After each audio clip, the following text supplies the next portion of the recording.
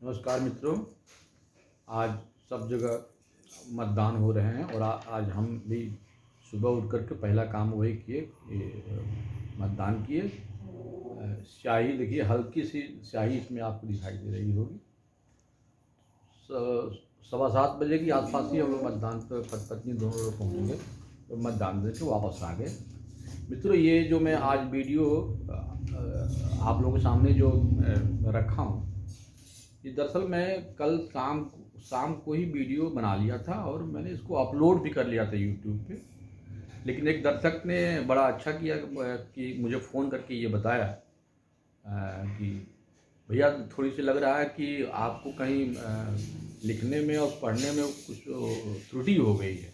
इसलिए मैंने देखा कि हाँ, सचमुच मैंने जो है 260 की जगह 360 लिख दिया था और मुझे लगा कि नहीं, इस गलती को सुधार कर लेना चाहिए। इसीलिए उस वीडियो को डिलीट करके पुनः मैं वीडियो ये दोबारा यूट्यूब पे डालने जा रहा हूँ। कोई अंतर नहीं था कल वाले आज में जो है, बस सिर्फ चूँकि एक भ्रम न पैदा हो जाए, क्योंकि कहने में लिखने में अगर अंतर हो जाता है तो वास्तविक में ये एक तरह से देखा जाए तो अच्छा नहीं माना जाता है। तो ये दोबारा वीडियो मैं डाल रहा हूँ और पुनः कल के ही तरह आज इसका हम डिस्कशन करेंगे जो है। ये वीडियो आज के जो मतदान हो जाएंगे वो 7 चरण के पूरे हो जाएंगे, तो पहले से लेकर के 7 चरण तक का मतदान में कितने परसेंटेज मतदान हुए, 2007, 2012 और 2017 की वोटों में कितनी गिरावटें आई और ये गिरावटें हर पार्टियों में किस किस रंग से आई और कैसे इनका डिस्ट्रीब्यूशन हुआ, इस आधार पे हम पूरा आकलन करेंगे। इसमें जो है मेरा कोई अपना मत नहीं है, जो है सिर्फ डाटा का हम एनालिसिस करेंगे जो है, और उसके आधार पर हम बताएंगे कि इसमें क्या क्या हो सकता है, परिणाम किस तरह जा सकते हैं, वो किसी पार्टी के पक्ष में विपक्ष में, उसी का हम जिक्र करेंगे टोटली केवल डाटा के आधार पे। तो आइए हम शुरू करते हैं इस विश्लेषण को जो है। 2007, 2012 और 2017 ये मैंने 3 जो चुनाव हुए हैं 5-5 साल पे जो है, मैंने उनका आंकड़ा लिया। ये आंकड़ा क्यों मैंने लिया कि यही 3 वर्ष हैं 2007, 12 और 17, जब पार्टियों ने पूर्ण बहुमत की सरकार बनाई है। 2007 में मायावती जी ने, 2012 में अखिलेश जी ने और 2017 में भाजपा ने। इसके पहले देखा जाए तो 1991 में जब कल्याण सिंह मुख्यमंत्री थे भाजपा के, तो उस समय पूर्ण बहुमत की सरकार बनी थी और उसमें 221 सीट जो है भारतीय जनता पार्टी जो है जीती थी। उसके बाद 91 के बाद लगभग करीब 30-32 साल हो गए जो है। कोई अरे ये सारी कहते हैं 30-32 साल का रहे, 91 से लेकर के 2007 तक जो भी सरकारें बनी, मिली जुली सरकारें बनी और उसी में 4 बार मुख्यमंत्री मायावती बनी और मुलायम जी बने जो है। कभी 2 साल, कभी 2.5 साल पर उसमें चुनाव भी हुए। पूर्ण बहुमत फिर जो है 2007 में हुआ। 2007 में मायावती का ये वोट प्रतिशत है कि समाजवादी पार्टी 2007 में 25.43% वोट पाई और उसकी सीट मिला उसको 97 सीट लेकर के और इतना वोट पाई। बहुजन समाजवादी पार्टी अब तक के इतिहास में सबसे अधिक वोट पाई 2007 में जब सरकार इसकी बनी थी, और ये कुल वोट का प्रतिशत था इसका 30.43, 30.43, और वो सीट कुल पाई 206। कांग्रेस वोट पाई 8.61%, सीट पाई 22, और राष्ट्रीय लोकदल 3.7% वोट और 10 सीट पाई। तो ये 2007 का है जब बहुजन समाज पार्टी 206 सीट पा करके बहुमत में आई थी। 2012 में क्या हुआ, सरकार बदली और अखिलेश जी की सरकार आई। अखिलेश जी का जो वोट परसेंटेज था वो यहाँ से बढ़ा, 29.15% हुआ, सीट मिली 224। अब तक का समाजवादी पार्टी का ये उच्चतम स्कोर उसका है। बहुजन समाजवादी पार्टी 25.91%, सीट मिली 80। कांग्रेस 11.63%, सीट मिली 28। और राष्ट्रीय लोक दल 2.33% सीट मिली 9।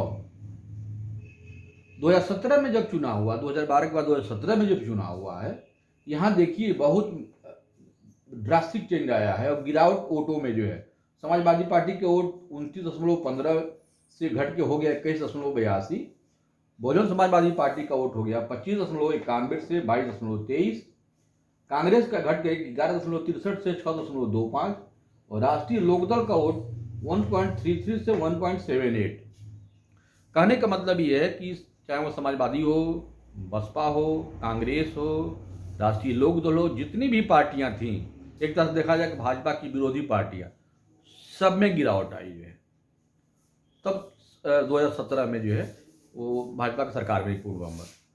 अब हम ये इस बार क्या होगा, अगर सरकार मान लीजिए कि बननी है, चाहे किसी की भी बननी हो, अगर भाजपा की बनती है तो और सपा की बनती है तो ये डिपेंड करेगा कि 2017 में जो भाजपा के पास वोट आया, 2012 से 2017 की जो जर्नी हुआ, इस 2017 में से ये जो गिरावट आई जो है समाजवादी पार्टी या बसपा की पार्टी में जो है, ये कितना वोट उनके पास गया है, माने ये जो चुनाव हुए हैं, मतदान हुए हैं, इसमें से कितने वोट जो है पुनः समाजवादी पार्टी को मिले होंगे, बसपा को मिले होंगे, कांग्रेस को मिले होंगे। इसी आधार पर ये तय होगा कि अगली सरकार कैसी होगी। तो हम इस डाटा से ये निकालेंगे कि गिरावट जो हुई है 12 से 17 के बीच में, वो कितनी हुई, और वो गिरावट जो हुई 8 के डेट में देखा जाए तो उस गिरावट में से कितना वोट जो है पुनः सपा को जा रहा है, बसपा को जा रहा है, या भाजपा के कितने पास रह रहा है। उसी के आधार पे हम इसका आकलन कर लेंगे कि हाँ, ये 2022 में जो चुनाव हो रहा है, इतना वोट सपा के पास रह जाएगा, इतना बसपा के पास, और इतना जो है बीजेपी के पास। तो आइए हम चलते हैं, देखेंगे 2000 समाजवादी पार्टी को पहले हम देखें, अगर हम मोटे मोटे पर देख लीजिए, ये 29.15 से 21.82, करीब करीब 7.33%, करीब करीब क्या उतना ही है, 7.33% का वोट गिरावट हुई। यहां देखिए, और बसपा में जो गिरावट हुई 25.91% से 22.23%, 3.68% की गिरावट हुई। कांग्रेस में 11.63 से 6.25, यानी कि कांग्रेस के वोटों में गिरावट जो है 5.38 की हुई जो है। और 2.33 से आरएलडी में ये गिरावट आई। मैंने इसका जिक्र नहीं किया है, क्योंकि मैं ये मान के चलता हूँ कि आरएलडी का जो वोट 2012 में मिला था वो इस बार बरकरार समाजवादी पार्टी की तरफ रहेगी, इसलिए मैंने इसका डिनोट नहीं किया है। ये जो इंडिपेंडेंस है, ये यहाँ पे देखिए, चुनाव जैसे जैसे अगर आप देखें 2000 के बाद के शुरू होते गए तो जो निर्दलीय उम्मीदवार होते थे उनकी संख्या भी ज़्यादा होती थी, वोट परसेंटेज भी ज़्यादा था। 2002 में करीब 15-16% निर्दल उम्मीदवारों का वोट परसेंटेज था। वो धीरे धीरे गिरता गया जो है। लोग जो है वो किसी न किसी पार्टी के साथ जो है, ये बता रहा है कि ये जुड़ते गए हैं लोग। जैसे देखिए 2002 में चुनाव जब हुए, उस समय निर्दल जो थे वो 16 संख्या उनकी थी। 2007 में जो संख्या हो गई वो 9 हो गई। 2012 में घट करके वो 6 हो गई। अब वोट परसेंटेज जो है 4.13%। 2017 में जो घट करके 3 हो गई। तो 16, 9, 6, 3 ये लगातार जो है निर्दल विधायकों की संख्या घटती जा रही है, और वोट परसेंटेज भी घटता जा रहा है। देखिए 4.13 से 2.57 हो गया। इस बार का जब चुनाव होगा तो उसमें ये करीब करीब मेरे ख्याल से 1.5% के आसपास रह जाएगा। 1% जो है फिर किसी न किसी पार्टी में चला जाएगा। ये जो आप देखिए, ये 2017 में जो वोट मिला, कौमी एकता दल को 0.65, पीस पार्टी को 0.35, ओवैसी जी के पार्टी एआईएम को 0.25, एनसीपी शरद पवार की पार्टी को 0.25, अदर्स 1.25। इन टोटल कर दिया जाए अगर तो 2.83 होता है। ये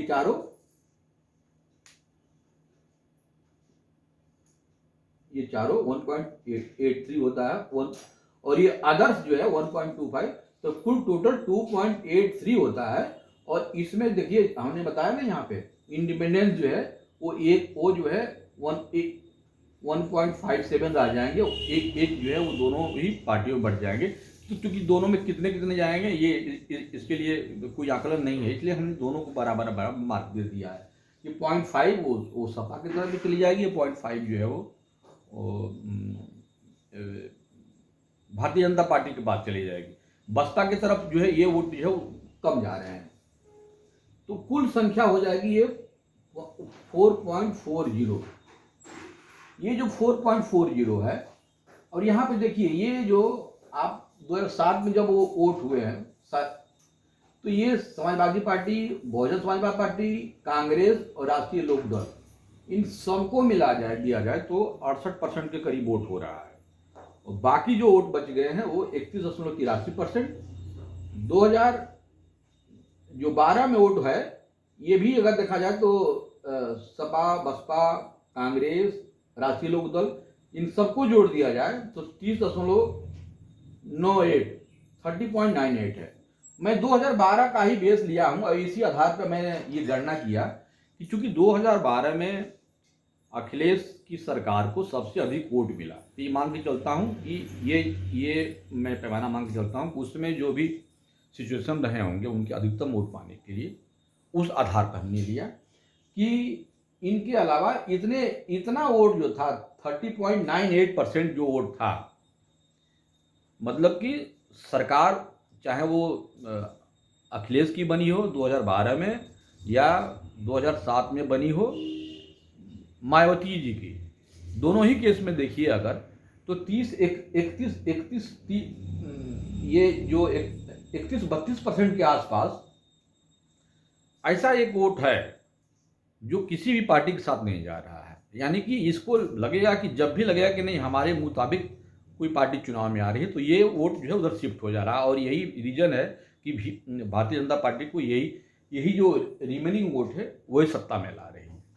अब हम यहाँ पर देखें कि कैसे इसमें जो गिरावट आई समाजवादी पार्टी में, बसपा में, कांग्रेस में, अन्य दल में, ये जो गिरावट आई है 2012 से लेकर 2017 में, तो ये हमको देखना कि 2017 में जो गिरावट समाजवादी पार्टी के वोट में हो गई 12 से 17 में 7.33, तो इसमें से कितना वोट बैक हुआ है समाजवादी पार्टी को, तभी तो होगा कि उसकी सीटें बढ़ेंगी, उसके वोट परसेंटेज बढ़ेगा। वैसे ही हम बसपा का वोट देखेंगे, वैसे ही हम कांग्रेस का वोट देखेंगे और ये आकलन करेंगे। देखिए ये जो समाजवादी पार्टी में 7.33, ये देखिए यहाँ से लेकर यहाँ 12 से 17 में 7.33% की गिरावट आई। अब इसमें आप ये जरा देखिए कि समाजवादी पार्टी को 2012 में कौन लोग वोट दिए जो है। आपको शायद पता हो कि भारतीय जनता पार्टी का सबसे जो न्यूनतम स्कोर है सीट पाने का उत्तर प्रदेश में, जब से भाजपा पार्टी बनी है, तो ये 2012 का वर्ष था, जिसमें कि मात्र 47 सीट उसने पाया था और करीब 16% के आसपास वो वोट पाए थे। कहने का मतलब ये है कि समाजवादी पार्टी जो सबसे अधिक सीट पाई 224 सीट और 29.15 जो % वोट पाया है, उसमें वोट जो है वो सवर्ण ने वोट दिया मुलायम को, पिछड़ों ने वोट दिया, और वो सभी लोग जो मायावती से नाराज थे, 2007 से 12 तक का जो उनका रेजिम था, नाराज थे। नाराज क्यों थे? दलित एक्ट जब उस समय मायावती ने बहुत प्रयोग किया है, उस गांव में लोग झगड़े होते थे बिना बात के भी, जो है ऐसे अधिकारी भी सुनने में आया सरकारी ऑफिसों में कि बिना कोई गलती किए भी SC एक्ट में फंसा दिया गया। इस तरह के बहुत केसेज आए और सब लोग मायावती के उस शासनकाल से इससे पीड़ित लोग थे। नतीजा क्या हुआ कि 2012 में सब लोगों ने जम करके वोट जो है मुलायम सिंह सरकार को वोट दिया और तब ये 2012 में सरकार बनी थी। अब जब तक मुलायम थे तो उनके पास अपनी एक अद्भुत क्षमता थी, चाहे उसके नेतृत्व को कह लीजिए कि उनके पास हर वर्ग का वोट जो है उसके पास था, चाहे वो सवर्ण हो, चाहे वो पिछड़ा वर्ग हो। दलितों का वोट तो नहीं था, पिछड़ा वर्ग, सवर्ण और अल्पसंख्यकों का ये बहुत अच्छी उनके पास पकड़ थी जो है। अखिलेश के पास जो वो क्षमता अब नहीं रही है।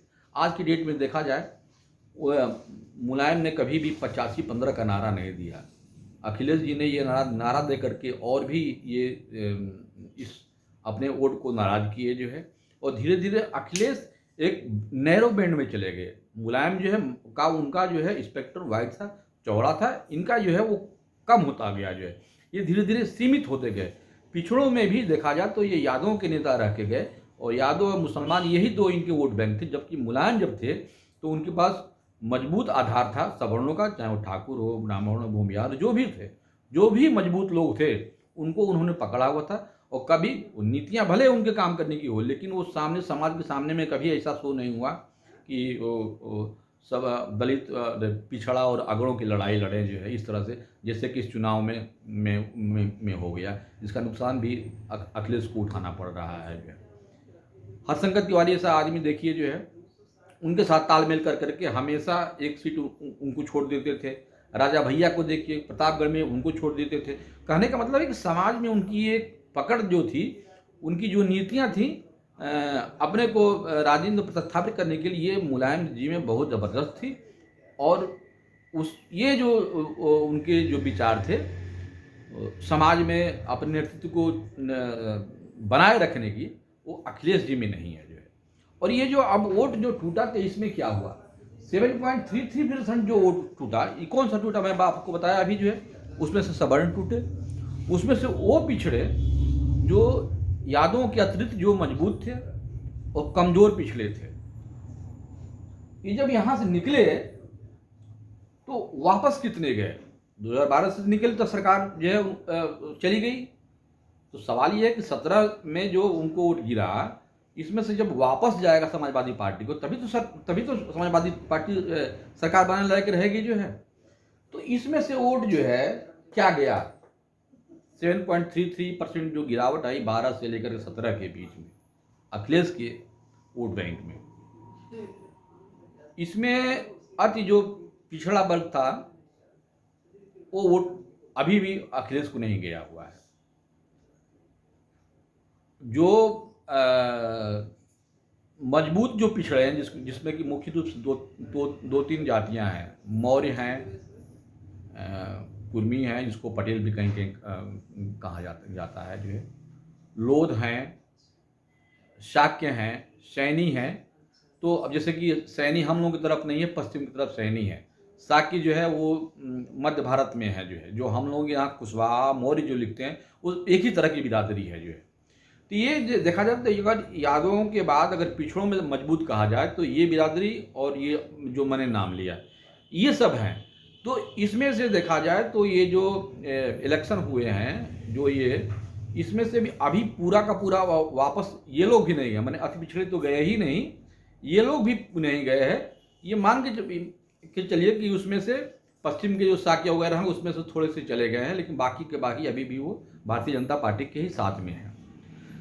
कुल मिला जुला कर देखा जाएगा हम तो ये 7.33% की जो गिरावट हुई, इसमें हम ये मान लें कि 30%, हालांकि 30% नहीं होगा जो है, ये 20% के आसपास ये मान के चलता हूँ कि 20% वोट जो उसमें से गिरा वो पुनः चला गया अखिलेश के पास। हालांकि ये भी संख्या ज़्यादा है, तो ये 20%, ये करीब करीब 1.46% हो रहा है।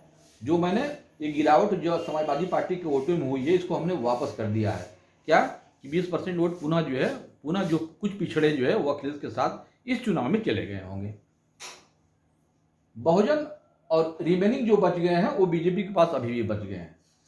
बहुजन समाजवादी पार्टी का 3.68% ये गिरावट हुई 12 से 17 में। बहुजन समाजवादी पार्टी का जो वोट गिरा वो मोस्टली जो दलित वोट था वो तो बीजेपी के पास गया, लेकिन मैं मान के चलता हूं कि जो भी थोड़ा बहुत जो अल्पसंख्यक का वोट जो है बसपा को रहा होगा, और उसमें से जब गिरावट आई होगी तो वो वोट जो है वो सपा को गया होगा। तो मैं ये भी मान लेता हूँ, चलिए 20% उसमें से भी निकाल लेता हूँ, तो ये 20% अगर हम निकालें तो ये 0.73% समाजवादी पार्टी को चला जा रहा है, और बाकी जो वोट तो बीजेपी को जा ही रहा है। ये कांग्रेस की जो 5.38% वोट की जो गिरावट आई, 2017 12 से 17 में। देखिए चूंकि दोनों ही पार्टियां मतलब समाजवादी पार्टी और कांग्रेस 2017 में उनका पैक्ट था, मिल के चले थे जो है, इसलिए वो गिरने के बाद वो वोट उनको ट्रांसफर नहीं हुआ। जो भी गिरावट आई वो सारा का सारा वोट वो बसपा को भी नहीं गया, वो सारा का सारा वोट जो है वो भाजपा में गया जो है। तो भारतीय जनता पार्टी को ये 5.38 पूरा % हो गया। मैंने इंडिपेंडेंट को अभी बताया था ये जो गिरावट 2.57 से इस बार जो है वो करीब करीब 1.5% हो जाएगा, जो क्योंकि इस बार देखिए दो ध्रुवी पोलर फाइट है जो है सपा और भाजपा में। तो ये जो जो निर्दलियों की संख्या भी कम हो जाएगी, वोट परसेंटेज भी कम हो जाएगा। तो मैंने इसमें से 1.57 जो है ये यहाँ पे कर दिया है इंडिपेंडेंट की वोट परसेंटेज, और 1% जो है मैं वो बांट दिया हूँ निर्दलियों को वोटों को। ये 0.5 और 0.5 दोनों को मैंने कर दिया, क्योंकि दो ही मेन पार्टियां हैं इसलिए मैंने दोनों को कर दिया। जो ये अंदाजा लगाना कठिन हो जाता है कि कौन उसमें ज़्यादा पाया गया कम, इसलिए मैंने इक्वली डिस्ट्रीब्यूट कर दिया है। तो ये 0.5 हो गया। अब जो है ये रिमेनिंग जो यहाँ पे देख रहे हैं जो 2012 में 30.98 ये % वोट था, इसमें से मैंने जो अल्पसंख्यकों के वोट और थे, देखिए Qaumi Ekta Dal, peace party, all India AIM जो ओवैसी की पार्टियां, ये पार्टियां तो बीजेपी को कभी वोट नहीं करेंगे। हो सकता है कि वो अलग ही रह जाए, वो कहीं भी रह जाए, लेकिन ये बीजेपी को वोट नहीं करेंगे सब जो। और ये अदर्स 1.25 इन सबको जोड़ दिया जाए और ये जो इसमें से इंडिपेंडेंट बच गए हैं तो इनका कुल % होता है 4.40। देखिए ये 4.40%, यानी कि जो रिमेनिंग बच गया था आपका 30.98, इसमें से मैंने 4.40 को माइनस कर दिया, क्योंकि ये वोट बीजेपी का नहीं था। तो जो वोट बच गया है अब वही जो है बीजेपी के पास रह गया है, और ये संख्या होती है 2.26.58। अब हम ये देख लें कि अब जो डिस्ट्रीब्यूशन जो गिरावट का हुआ है कहाँ कहाँ है, कितना हो, तो ये समझ के मालूम चल जाएगा कि समाजवादी पार्टी और बीजेपी का वोट कितना है। 29.15 समाजवादी पार्टी का वोट हमने 12 में लिया था, जो सबसे अब तक का सबसे जो है वो उच्चतम है। ये देखिए ये 29.15 इतना वोट कभी नहीं समाजवादी पार्टी थी। मैं उसी वोट में ऐड कर रहा हूँ। ये 1.46 ये जो समाजवादी पार्टी की जो गिरावट आई 12 से 17 में, और जो पुनः जो पिछड़ा वोट है उनके पास गया उसको ऐड किए मैंने। ये 0.73% ये जो बसपा को गिरावट आई वोट और वो सपा में गया। 2.33 यहाँ देखिए ये राष्ट्रीय लोक दल का ये 2012 में 2.33 वोट % अच्छा, ये जानते हैं 2.33% का वोट ये कम मिला था जब ये 2012 में ये सीट बहुत ज़्यादा लड़े थे जो है। इस बार और ये 2017 का 1.78 है, लेकिन मैंने 1.78 ना लेकर के जो इनका 2012 में जो 2.33% वोट पाए हैं मैंने उनको ऐड किया हुआ है। ये समाजवादी पार्टी में मैंने जो भी ऐड किया है ये मैंने मैक्सिमम ऐड कर रहा हूँ, इससे ज़्यादा इनको वोट नहीं मिलेगा, इसलिए कि ताकि हमें रिजल्ट निकालने में जो है सुविधा रहे कि ये वोट इससे अधिक नहीं हो सकता है। तो सबको जोड़ दिया जाएगा समाजवादी पार्टी के वोट को, तो इनका वोट बनता है 34.37%, यानी कि सारी गिरावटों में जो समाजवादी पार्टी को जा रहे हैं वोट उनको, और 2012 का हमने 29.15 वोट, जबकि देखिए जब मैक्सिमम वोट हमने लिया है। बीजेपी का जो वोट है वो आपको मैंने बताया ये रिमेनिंग 26.58 में क्या ऐड होगा, इतना वोट जो है वो बीजेपी का अपना बेस था जो है, और उसमें ऐड किया हुआ। तो ये जो गिरावट आई ये जो 5.87 की बीजेपी की जो समाजवादी पार्टी टूटी है, ये वोट आज भी बीजेपी के पास है। इसमें से वो कौन सा वोट है, ये वोट वो हैं जो सवर्णों ने जो उनको 2012 में वोट दिया था मुलायम सरकार को, वो वोट है इसमें जो है वो पुनः जो है बीजेपी के पास ये वापस नहीं गया हुआ है। 2.95 ये जो बहुजन समाजवादी पार्टी का जो वोट, देखिए दलितों में जो गिरावट आई, जो कहा जाता था पहले कहा जाता था कि जो नॉन जाटो जो वोट है वो बीजेपी को बहुत ज़्यादा जाता है, इस बार की में भारतीय जनता पार्टी ने कुछ ऐसी व्यूह रचना किया है कि ये वोटिंग परसेंटेज और भी ज़्यादा दलितों का टूटेगा जो है। देखिए बेबी रानी मौर्य जो आगरा की में चुनाव लड़ रहे हैं विधायिका का, ये उत्तराखंड में गवर्नर थे, उनको वहाँ से हटा के यहाँ लाया गया। अभी कानपुर में कन्नौज से जो टिकट दिया गया IPS था यहाँ पर असीम अरुण, उनको लड़ाया गया जो है। कोरी एक जाति होती है दलित वर्ग का ही, उसी वर्ग से आज हमारा जो देश के हमारे महामहिम राष्ट्रपति कोविंद जी हैं, रामनाथ कोविंद जी, उसी समुदाय से आते हैं। ये जो खटिक हैं, धोबी हैं, ये सब जो दलित वर्ग है ना, ये बीजेपी की तरफ जो है ये पहले से बाका सर इसमें और संख्या बढ़ी है। तो ये तो जो गिरावट आई है इस जो चुनाव हुआ है, ये 17 के बाद वाले में इसमें और गिरावट आ गई है। तो इसको हम ऐड कर दें अगर तो 2.95, 5.38, अब ये देखिए 0.62, ये जो 6.2% वोट है आपका, यहाँ देखिए ये निषाद पार्टी, संजय निषाद की पार्टी थी जो पिछले बार समाजवादी पार्टी के साथ थी, वो इस बार जो है वो यहाँ आ गई है। और 0.98% ये अपना दल अनुप्रिया पटेल का जो वोट था, हम इसमें जोड़ दिए हैं। टोटल जो वोट हुआ है ये हो गया है 42.88।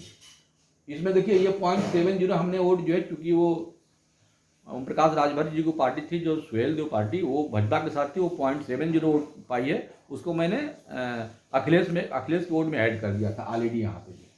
तो ये 42.88% वोट हुआ। कुल मिला कर देखा जाए तो ये 8-9% का अंतर है, लेकिन ये हमें लगता है करीब 10% का ये डिफरेंस जो है ये होगा दोनों के वोटों में, जो फाइनल रिजल्ट आ जाएगा। इस आधार पर हम कह सकते हैं कि भारतीय जनता पार्टी को 43 से लेकर के 46% वोट मिलेगा, समाजवादी पार्टी को 33 से 36%, बहुजन समाजवादी पार्टी को 16 से 19%, और अदर्स में हम कांग्रेस को भी ले लिए हैं 5 से 7%। ये वोट बनेगा। अब जब ये वोट परसेंटेज बनेगा तो अब हम ये अमूमन अगर मानते हैं कि इस भाजपा और सपा के वोटों में अब 10% का अंतर है जो है। देखिए जब चुनाव होते हैं, जैसे मान लीजिए किसी को अगर 5,000 वोट मिला हो और दूसरे को 6,000 वोट मिला हो, तो 5,000 वाले को वोट में से अगर 1,000 वोट निकल जाए तो वो 7,000 हो जाता है और ये 4,000 हो जाता है। तो यानी कि देखिए ये जो पहले जो 1,500 का डिफरेंस था वो बढ़ जाता है, करीब दूना हो जाता है। यहाँ भी वैसे ही होगा। ये जो 10% का आप देख रहे हैं, ये जो डिफरेंस देख रहे हैं, ये वोटों में तब्दील होगा।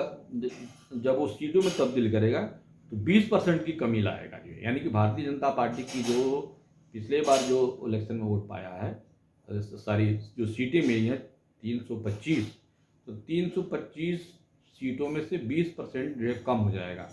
तो 325 का 20% जो है 65 होता है, तो 65 सीटें बीजेपी की माइनस हो जाएगी, या उतनी सीटें जो है लगभग वो समाजवादी पार्टी में जुड़ जाएगी। क्योंकि बसपा और कांग्रेस का कोई बहुत ज़्यादा इस मैदान में लड़ाई में लोग नहीं हैं, तो उनके सीटों में थोड़ी बहुत तब्दीली होगी। तो मेरा आकलन ये है कि 65 सीट 325 में से निकल जाएगा तो वो होगा 260।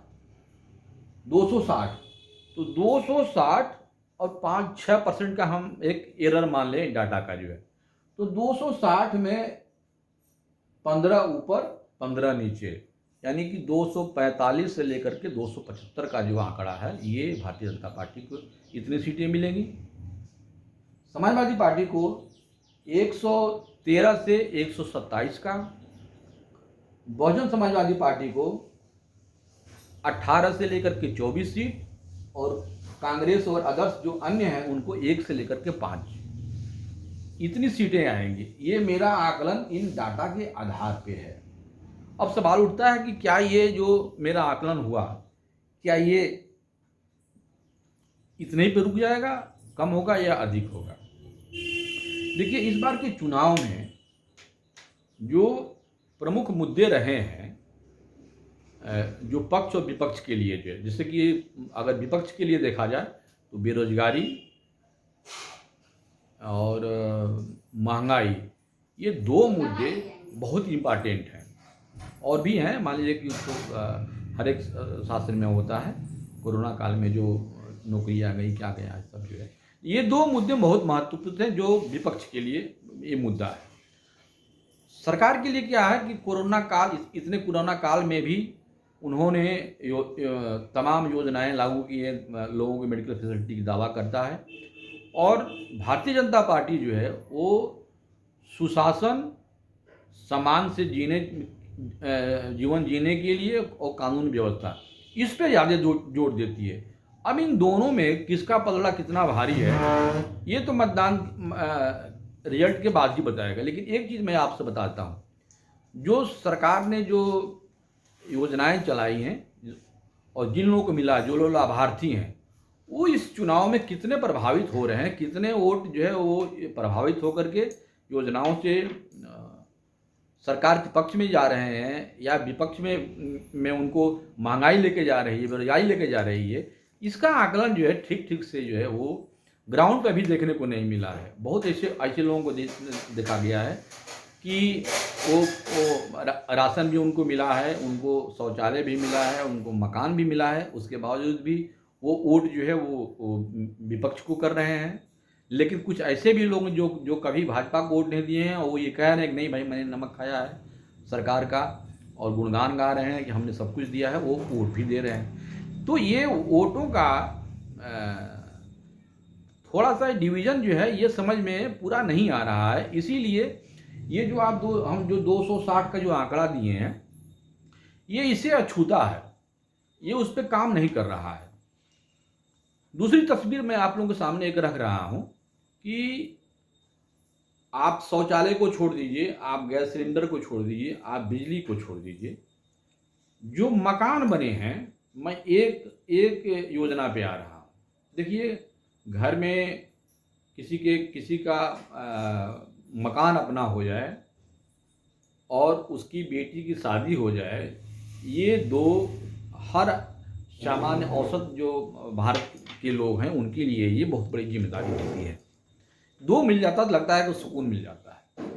तो सरकार ने योजनाओं से मकान तो बना दिए, एक तो काम किए, और यह काम बहुत महत्व का है। 43.5 लाख की जो संख्या है वो कम नहीं है। उसको हम थोड़ा सा दूसरे रूप में इस तरह से देखें, पूरे उत्तर प्रदेश में कुल परिवारों की जो संख्या है वो 3 करोड़ 38 लाख है। जरा इस डाटा पे गौर कीजिएगा। 3 करोड़ 38 लाख में 43.5 लाख परिवारों को मकान मिला। कहने का मतलब है कि ये करीब 13% पॉपुलेशन को कवर कर रहा है, 13%। और ये जो 13% पॉपुलेशन है, ये कौन है? ये गरीब, दलित है, पिछड़ों में भी जो अति पिछड़े हैं। ये जो वोट बैंक है दलितों का, अल्पसंख्यक में जो गरीबों का वोट है, ये कभी भी भारतीय जनता पार्टी का कोर वोट नहीं रहा है। तो ये वोट परसेंटेज चुनाव को बहुत हद तक प्रभावित कर सकते हैं। अब इसको हम थोड़ा जिसमें हम डिवीज़न कर लेते हैं। अल्पसंख्यक कहा जाता है कि अल्पसंख्यक जो जिनको मकान बने हैं वो वोट नहीं दे रहे हैं। चलिए हम इसको सत्य मान लें। हम मान के चलते हैं कि 30% जो है वो अल्पसंख्यक को मकान बना होगा, तो 13% का 30% करीब 3.9, यानी, और 4% उसमें से हम निकाल देते हैं तो भी 9% बचा। इस 9% में भी हम अगर हम 5% भी निकाल दें तो भी 4% तो लोग ऐसे होंगे ही जिनका मकान बना होगा और चाबी जब लिए होंगे घर का, तो वो वोट देने के लिए विवश होंगे। निश्चित रूप से वो 4% वोट जो है वो भाजपा के पक्ष में जाएगा। अब ये 4% अगर वोट इसमें ऐड हो जाए, देखिए यहाँ पे 43 से जो हम 46 लिखे हुए हैं, इसमें अगर ऐड हो जाता है तो ये 46 से ये परसेंटेज भाजपा को ऊपर चला जाएगा। और अगर लाभार्थियों ने महंगाई और बेरोजगारी को एक किनारे करके जो योजनाओं का लाभ मिला है उसको ध्यान में रख करके अगर वोट किए, तो ये जान लीजिए कि ये जो हम 275 का आंकड़ा यहाँ दिखा रहे हैं, ये हो सकता है कि ये बढ़ जाए और 280, 90 इवन कि 300 के पास भी तक पहुंच सकता है। तो ये लाभार्थी कितना वोट दिए हुए हैं भारतीय जनता पार्टी को, इस पर डिपेंड करेगा कि चुनाव का जो ये 260 का मैंने जो आंकड़ा दिया है इसके कितना ऊपर ही जाएगा। अगर मान लीजिए कि लोग अपने ही जाति धर्म पे ही वोट किए होंगे, लोग अमूमन लोग करते हैं, तब तो ये आंकड़ा मेरा यही रह जाएगा 260 प्लस माइनस 15 यानी 245 से 275 का। बहुजन समाज पार्टी का 113 से 127 का, बसपा का 18 से 24 और 1 से 5। तो मित्रों, ये मेरा वीडियो अगर आपको अच्छा लगे तो आप ज़रूर शेयर करें और मेरे चैनल को सब्सक्राइब करें। आज का जो मेरा वीडियो था ये पूरा हम डाटा के आधार पर बताए थे।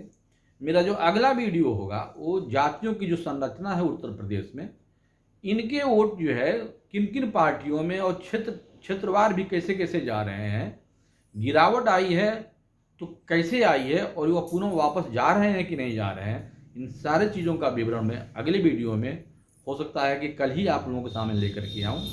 तो ये वीडियो कैसा लगा आप हमें कमेंट में ज़रूर कीजिए और प्लीज़ चैनल को अगर अच्छा लगता है, आपको लगता है कि हाँ कुछ वैल्यूबल चीज़ हम आपको नई चीज़ देते हैं जो कि आपको किसी भी यूट्यूब पे नहीं मिलेगा। लोग सीटों का बंटवारा बता देते हैं, ये कैसे कहाँ वोट गया इसका बंटवारा नहीं। मैं सोचता हूँ कि आपको अपनी जो भी समझ है, थोड़ी बहुत जो भी समझ है राजनीति का, समाज का, आप तक पहुँचाऊँ। तो वीडियो लगे तो शेयर कीजिए और चैनल को सब्सक्राइब कीजिए। जब देखिए, जब आप सब्सक्राइब करते हैं तो मेरा भी मनोबल बढ़ता है, तो मेरे मनोबल को भी बनाए रखिए और अगले वीडियो तक के लिए मुझे इजाज़त दीजिए। नमस्कार।